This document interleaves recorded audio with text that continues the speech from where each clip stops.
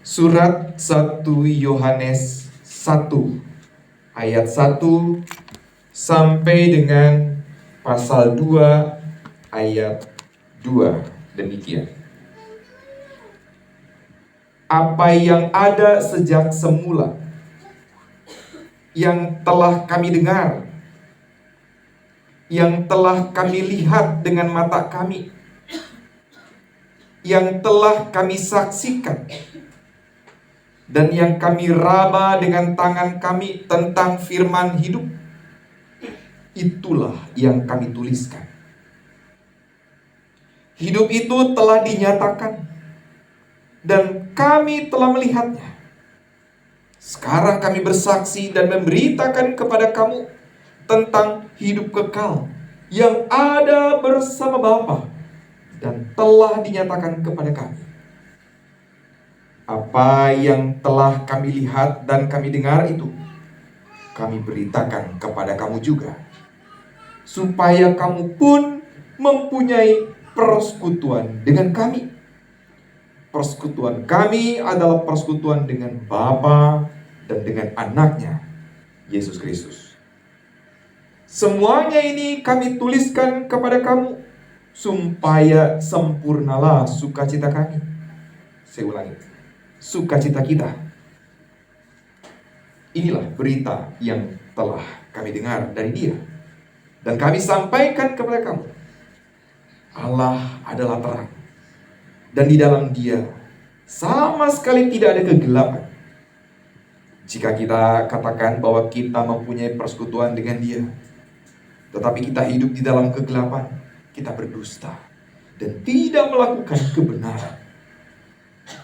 Jika kita hidup di dalam terang, sama seperti Dia ada di dalam terang, kita mempunyai persekutuan seorang dengan yang lain, dan darah Yesus anaknya itu menyucikan kita dari segala dosa. Jika kita berkata bahwa kita tidak berdosa, kita menipu diri kita sendiri, dan kebenaran tidak ada di dalam kita. Jika kita mengaku dosa kita, Ia setia dan adil, sehingga Ia akan mengampuni segala dosa kita dan menyucikan kita dari segala kejahatan. Jika kita berkata bahwa kita tidak pernah berbuat dosa, kita membuat Dia menjadi pendusta, dan firman-Nya tidak ada di dalam kita. Anak-anakku, hal-hal ini kutuliskan kepada kamu, supaya kamu jangan berbuat dosa. Namun, jika seseorang berbuat dosa, kita mempunyai seorang pengantara kepada Bapa, yaitu Yesus Kristus yang adil. Dialah pendamaian untuk segala dosa kita, dan bukan untuk dosa kita saja, tetapi juga untuk dosa seluruh dunia. Amin. Sampai demikian pembacaan Alkitab kita yang berbahagia, kita yang mendengar firman Tuhan serta memelihara di dalam hidupnya. Haleluya. Haleluya, haleluya, haleluya.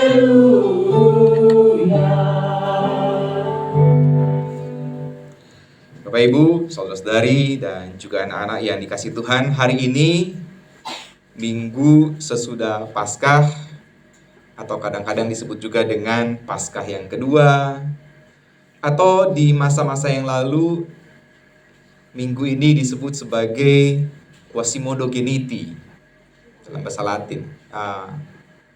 Terjemahan harafiah itu seperti bayi yang baru lahir. Kita menghayati bahwa kebangkitan Tuhan Yesus yang telah menebus dan menyelamatkan kita, menjadikan kita sebagai pribadi-pribadi yang baru, persis seperti bayi yang baru lahir. Seperti itu.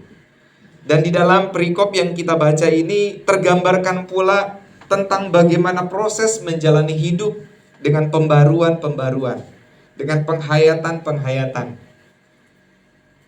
Penulis surat 1 Yohanes sangat memahami kondisi dan keadaan jemaat Kristen pada masa ia menuliskan surat ini. Surat ini dituliskan di penghujung abad pertama. Belum lewat tahun 100 sih belum ya. Di kisaran tahun 90-an. Jadi di penghujung abad pertama.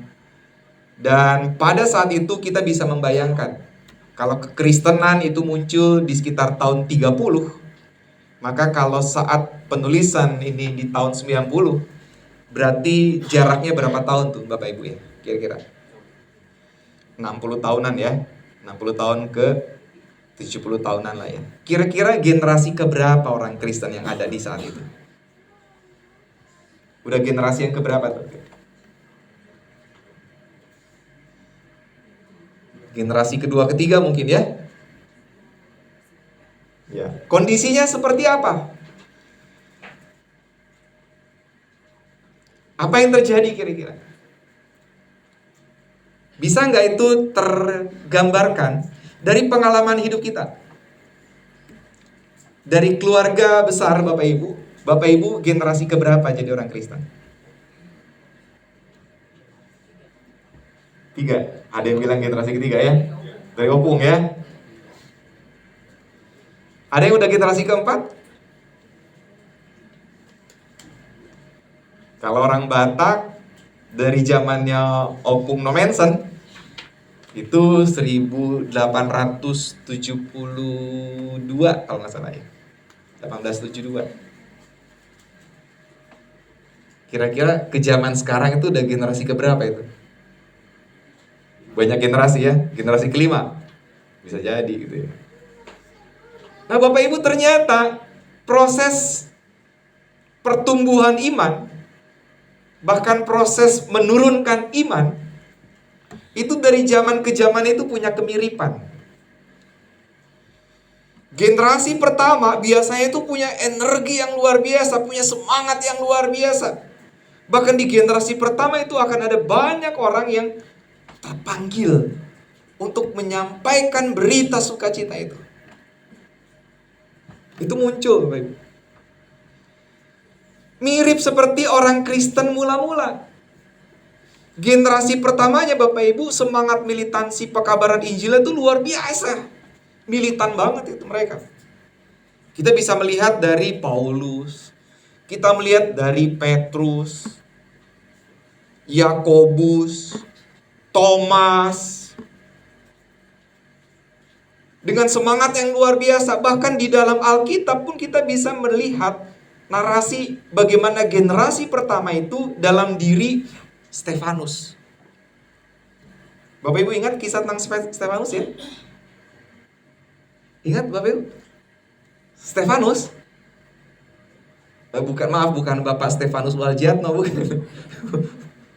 Tahu ya kisah tentang Stefanus? Tahu ya? Masa sih nggak tahu lah. Itu loh yang dirajam, martir. Itu seorang martir yang matinya itu dirajam, dilempari pakai batu itu. Dan di penghujung nyawanya dia masih bisa mengampuni orang yang melempari batu buat dia. Dia menyaksikan sendiri bagaimana kemuliaan Allah di penghujung nyawanya itu, Bapak Ibu. Itu di Kisah Para Rasul, Bapak Ibu. Silahkan nanti baca ya di sana. Ini energinya tuh begitu luar biasa. Energi untuk tetap kuat dalam iman dan melakukan pekabaran Injil itu luar biasa. Tapi masuk generasi kedua, ada sedikit pergeseran. Generasi kedua dong loh, baru ya, masih baru. Generasi yang ketiga, nah nampaknya sudah ada agak jauh nih pergeserannya. Itu dari sisi itu. Nah, penulis surat 1 Yohanes memahami betul karena apa? Dia hidup bersama dengan generasi itu. Dia melihat kondisi keimanannya. Nah, itu yang pertama, kondisi yang dilihat. Kondisi yang kedua, Bapak Ibu, ada banyak sekali orang Kristen yang merasa bahwa aturan-aturan, regulasi-regulasi yang ada dalam kehidupan persekutuan itu sudah gak relevan. Ada yang merasa begitu. Wah, ini terlalu kaku nih. Kita gak bisa jadi luas nih dengan berelasi dengan orang lain. Itu dari generasi-generasi itu yang merasa ini kayaknya udah nggak cocok lagi nih yang begini. Ini harus ada perubahan ini. Itu kedua. Itu hal yang kedua ya, Bapak Ibu. Yang ketiga, seiring dengan pertumbuhan kekristenan juga berdampingan dengan pihak-pihak lain. Ini soal tantangan-tantangan. Kekristenan saat itu memang sudah mulai menyebar karena sudah melewati masa yang namanya Kristen diaspora. Kristen diaspora itu mulai tahun 70. Jadi ada peristiwa yang memilukan hati, tetapi juga di baliknya itu ada hal yang dilihat sebagai positif. Tahun 70 itu Kekaisaran Romawi menyerang Yerusalem. Yerusalem hancur, luluh lantah. Bait suci juga hancur. Orang-orang Yahudi diusir. Orang-orang Kristen pun ikut terusir. Jadi tahun 70. Akibatnya apa? Orang-orang Yahudi menyebar ke berbagai penjuru dunia. Orang-orang Kristen pun demikian. Jadi tahun 70, orang-orang Kristen itu mulai menyebar. Bahkan sudah mulai menuju ke arah Eropa. Lewat Yunani ya pastinya, lewat Yunani. Terus malah Eropa. Bahkan Paulus sendiri punya mimpi, aku mau ke Spanyol. Saat itu ya, udah ada bayangan tuh ke arah sana, ke arah barat. Persebaran ini ternyata punya dampak, Bapak Ibu. Persebaran ini. Karena persebaran ini membuat orang-orang Kristen juga semakin luas berinteraksi dengan orang-orang dari berbagai latar belakang. Termasuk latar belakang filsafat, iman, budaya, seperti itu. Filsafat Yunani saat itu memang sangat kuat gitu ya, memberikan pengajaran. Ajaran Stoa itu sangat kuat dari generasi ke generasi. Ajaran Plato begitu luar biasa. Belum lagi ajaran hedonisme. Sangat banyak pengaruhnya. Nah, sekali lagi, penulis surat Yohanes sangat memahami kondisi ini. Sangat jeli memperhatikan apa yang sedang dihadapi oleh orang-orang Kristen perdana. Jemaat Kristen di awal-awal, jemaat Kristen mula-mula ini. Itu yang ketiga.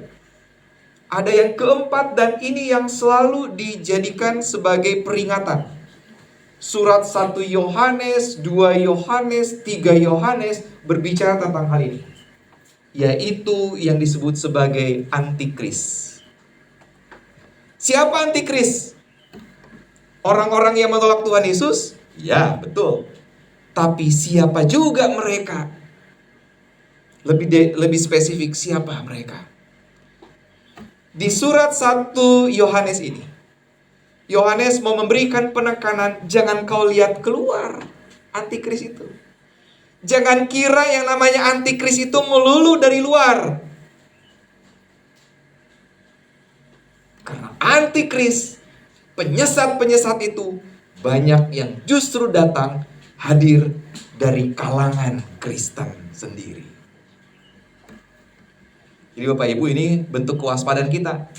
Jangan mentang-mentang Bapak Ibu ngelihat ada orang pakai salib, salibnya juga gede gitu kan ya, ditaruh di punggungnya, dipikul, dibawa kemana-mana, otomatis dia jiwanya Kristen, otomatis begitu. Enggak, waspada ya gitu kan.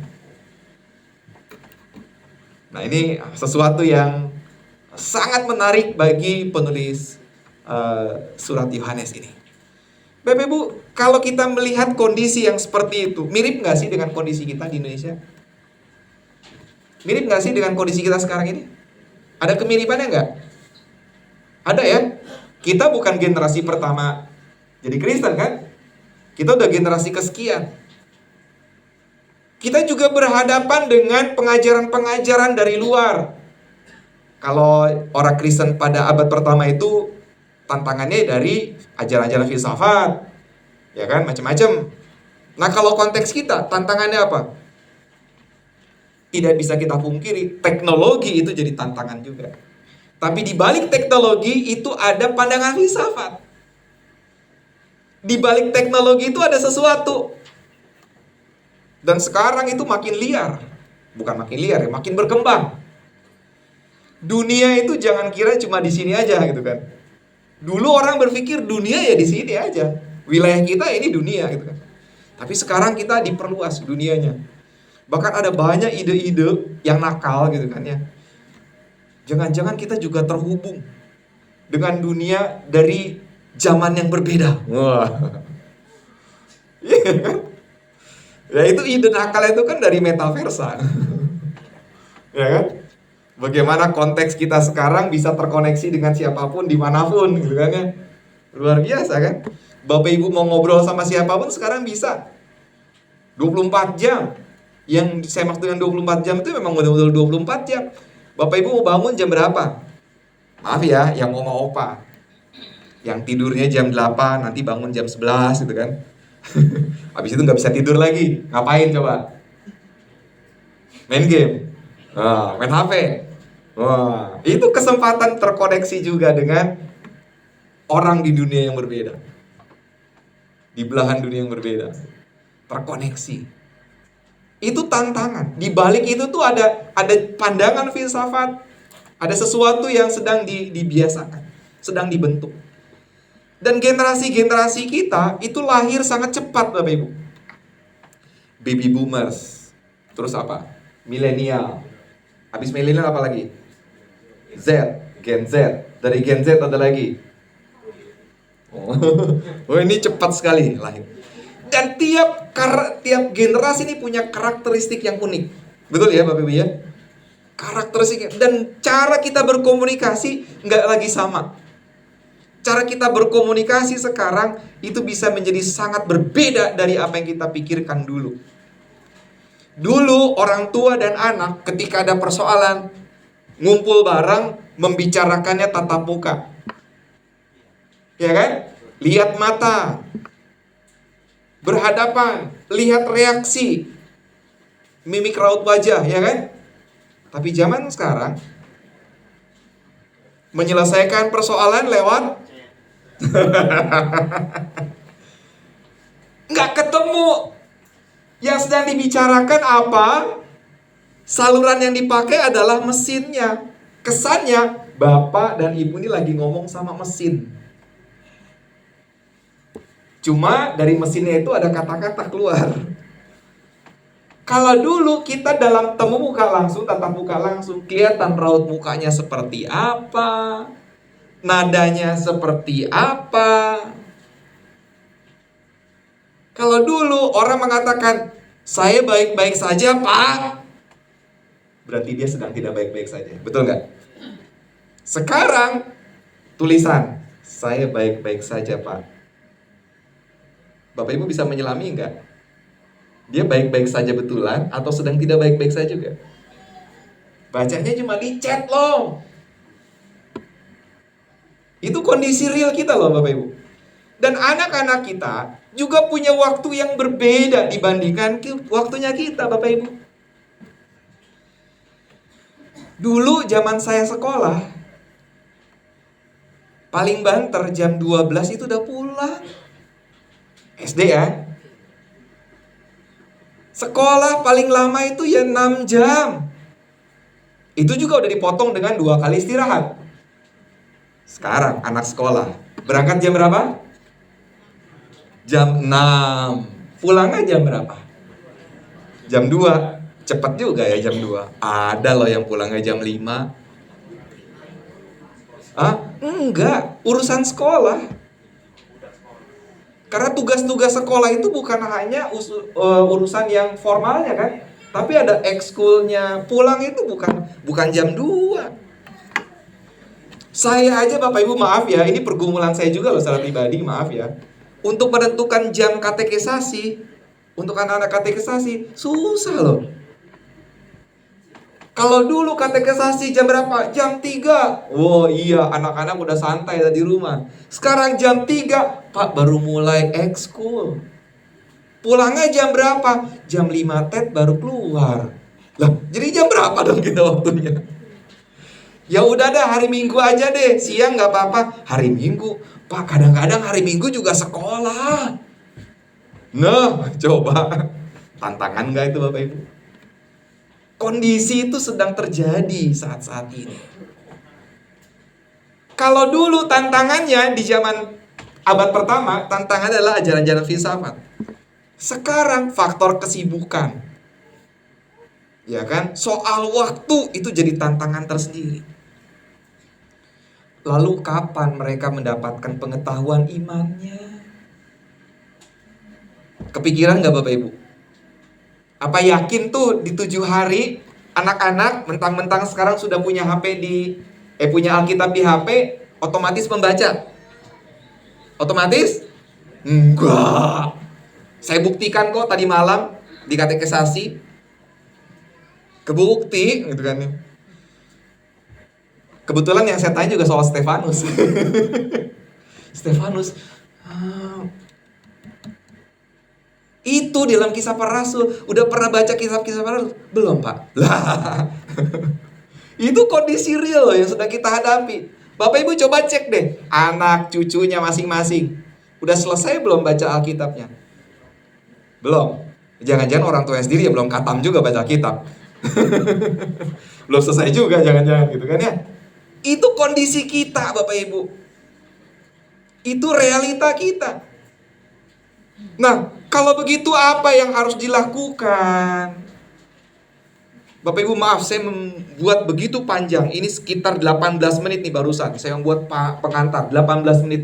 Pengantar doang 18 menit. Tapi saya rasa ini menjadi sangat penting. Saya menyiapkan ini karena melihat ini hal yang sangat penting untuk masuk ke ayat 1 sampai dengan ayat yang keempat. Orang itu butuh pembuktian untuk penghayatan iman, untuk dapat mengiyakan iman, itu panjang. Tapi minimal awal mula mereka harus mendengar berangkat dari kesaksian langsung. Real, bukan katanya. Makanya berkali-kali penulis Yohanes mengatakan, apa yang kami lihat, apa yang kami dengar, apa yang kami raba, itulah yang kami tuliskan. Berangkat dari pengalaman personal. Bapak Ibu, pertumbuhan iman kita, penghayatan iman kita berangkat dari situ. Berangkat dari pengalaman spiritual langsung bersama dengan Tuhan. Dan itulah yang perlu kita berikan bimbingan juga dari generasi ke generasi. Pengalaman iman itu menjadi sangat penting. Pengetahuan iman penting. Tetapi harus juga dibarengi dengan pengalaman iman. Pengetahuan iman seperti saya sampaikan di kelas katekisasi, seperti saya sampaikan di khotbah-khotbah, itu pengetahuan iman. Tapi pengalaman iman itu harus menjadi yang mempertegas bahwa iman yang diterimanya itulah iman yang dihayati yang benar. Kalau ternyata pengalaman iman anak-anak kita berbeda dengan pengalaman iman kita nggak bisa mengatakan itu salah, karena bisa jadi Tuhan sedang menunjukkan jalannya sendiri dengan cara itu. Hari ini, pagi ini, saya sempat bertanya tadi di kelas sekolah minggu, karena tadi pagi-pagi udah di pasca sekolah minggu. Saya tanya tentang kebangkitan. Anak-anak udah ada yang pernah ngeliat belum orang mati bangkit? Nggak, anak yang balita sih ya, angkat saya. Gimana ngeliat bangkit ya? Nggak pernah Pak, belum pernah. Kalau anak-anak dapat informasi ada orang yang bangkit, anak-anak percaya nggak? Enggak lah Pak. Jawabannya begitu tegas loh mereka. Enggak lah Pak, nggak percaya, geleng-geleng. Lalu langsung, lah kalau gitu kisah tentang Tuhan Yesus yang bangkit, percaya nggak? Nah lu, reaksinya itu bikin saya rada bingung juga Bapak Ibu. Karena wajahnya antara bilang enggak nanti takut disalahin Pak Pendeta. Kalau nggak percaya, kalau percaya, dan saya belum pernah menyaksikan. Ini realita loh Bapak Ibu. Kejadian baru tadi pagi kok. Baru berapa jam yang lalu. Penghayatan iman memang harus juga berangkat dari pengalaman iman. Pengalaman personalnya, dia mengalami atau enggak? Kalau enggak, mungkin sekali orang kemudian berimannya secara beriman cenah. Istilah saya dari zaman dulu. Banyak orang Kristen juga yang begitu kok. Imannya iman cenah. Tahu nggak artinya cenah? Cenah itu bahasa Sunda. Katanya. Jadi iman katanya. Iman kata siapa? Kata bapak, kata ibu, kata pak pendeta, kata bu pendeta, kata guru Injil dan sebagainya. Kata guru sekolah minggu. Tapi iman yang dialami langsung, ada enggak? Yang original, ada enggak?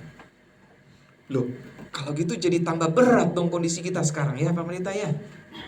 Sebenarnya dari zaman ke zaman tantangannya sama beratnya loh Bapak Ibu sebenarnya. Sesuai dengan konteksnya ya, itu sama beratnya kalau bicara soal berat-beratan mah. Bukan seolah-olah zaman dulu lebih ringan, zaman sekarang lebih berat, enggak. Tiap zaman itu punya tantangannya sendiri Bapak Ibu. Tiap zaman itu punya persoalannya sendiri. Belum lagi kalau kita berbicara tentang bagaimana membentuk iman anak-anak kita, sementara kitanya sendiri, kitanya sendiri masih amburadul. Gimana kita memberikan pengetahuan iman yang baik, keteladanan iman yang baik, kalau ternyata kita sebagai orang tua, hidup kekristenannya kita masih amburadul gitu loh. Itu kan jadi persoalan tambahan tuh ya. Tapi sekarang mari kita perhatikan. Dengan tantangan yang seberat ini Bapak Ibu, apa yang bisa kita lakukan? Apa yang bisa kita perbuat? Satu hal yang memang sangat penting untuk kita lakukan, itu adalah bagaimana kita bisa terus-menerus berefleksi dari pengalaman iman kita. Dan refleksinya itu kita sharekan dalam persekutuan, dalam pertemuan, dalam perkumpulan-perkumpulan. Itulah yang muncul dari ayat yang kelima dan seterusnya. Ada perkumpulan-perkumpulan, pertemuan-pertemuan, persekutuan-persekutuan, sharing faith, berbagi pengalaman iman. Itu yang perlu kita lakukan. Makanya penting sekali juga untuk kita tidak menjauh dari persekutuan-persekutuan kita Bapak Ibu. Rajin ke gereja bukan supaya dilihat orang, oh si A itu rajin, supaya dianggap saleh, oh dia saleh banget, bukan. Tapi dalam rangka menjaga iman kita tetap kokoh, bertumbuh, tetap kuat untuk diri kita Bapak Ibu. Loh, lalu bagaimana nanti dengan generasi-generasi berikutnya? Dengan tantangan yang begitu luar biasa. Apa yang dapat dilakukan? Bapak Ibu, di tengah-tengah kekhawatiran kita sebagai manusia, di tengah-tengah kecemasan kita sebagai manusia, percayalah, Tuhan punya jalannya sendiri untuk tetap menjaga dan memelihara baik iman kita maupun juga iman generasi-generasi penerus kita. Dengan kondisi kita saat ini Bapak Ibu, kita mungkin akan mengatakan, angkat tangan deh Pak Pendeta. Atau kita mengatakan, angkat bendera putih, nyerah. Karena apa? Jam anak-anak kita dengan kita sudah berbeda banget. Waktu perjumpaan kita dengan anak-anak berapa jam sehari? Dan berapa jam yang dihabiskan oleh anak-anak kita dengan teman-temannya? Kalau melihat itu aja Bapak Ibu, kita mungkin udah angkat tangan. Nyerah. Persoalan luar biasa. Pengaruh dari teman-temannya pasti akan lebih efektif dibandingkan pengaruh kita yang cuma ketemunya mungkin setengah jam doang. Setengah jam. Nggak main-main loh zaman sekarang. Sehari bisa jadi pertemuan dengan orang tua cuma setengah jam loh. Bapak Ibu dari tempat pekerjaan, ada nggak yang baru sampai rumah itu sekitar jam 9 atau jam 10? Ada? Ada nggak? Dengan kemacetannya, dengan stresnya, oke lah. Jam 8 malam. Dengan stresnya, dengan macetnya. Karina ya, sampai jam segitu? Jam 12 malah. Aduh, luar biasa. Jam 12 gitu loh. Oke, jam 8 lah. Tapi dari kantor itu berarti di perjalanan ada berapa jam? Kurang lebih segini ya. Di situ pasti udah ada stresnya. Capek, betul? Sampai rumah pengennya ngapain? Nah, sempat nggak ngobrol sama anak-anak? Ntar ketemunya ngobrol hari apa? Minggu yakin. Anak-anak punya acaranya sendiri, camping sama teman, nggak tiap minggu sih emang. Arisan, belum lagi arisan kan? Wah, apalagi orang Batak itu arisannya. Satu minggu aja bisa berapa kali arisan tuh. Belum lagi acara-acara apa. Ini jadi persoalan. Dan ini bisa jadi membuat kita jadi sangat khawatir. Sangat cemas. Tapi bercermin dari teks Alkitab juga hari ini Bapak Ibu. Percayalah bahwa Allah yang maha baik punya jalannya sendiri. Punya caranya sendiri untuk mendampingi mereka. Dan kalau seseorang berdosa karena kondisi-kondisi yang menyekitarinya tadi itu, persoalan-persoalan ada membuat orang jatuh dalam dosa, percayalah Tuhan tetap baik mendampingi mereka. Dia akan jadi pengantara kepada Bapa. Yesus yang bangkit, Yesus yang telah menebus, yang juga tetap berkenan menebus mereka dengan tantangannya itu. Kalau dengan pikiran kita, dengan daya kita nyerah. Tapi bercermin dari kekuatan dan kuasa kebangkitan Tuhan Yesus, percayalah Allah tetap menjaga, memelihara kita. Dalam kondisi kita tidak berdaya, Tuhan kita maha kuasa, jauh punya daya untuk menjangkau. Bahkan orang-orang yang mengalami kesulitan untuk bertumbuh dalam iman, Tuhan tetap bisa jangkau. Percayalah bahwa kita semua tetap dijaga, tetap dipelihara oleh Tuhan. Percayalah bahwa tantangan-tantangan hidup kita mampu kita hadapi, kita selesaikan. Percayalah bahwa Tuhan tetap akan membuat kita kuat dalam persekutuan dan bertumbuh bersama dalam iman. Yakinlah bahwa Tuhan memang tidak pernah meninggalkan kita. Tuhan berkati kita. Amin.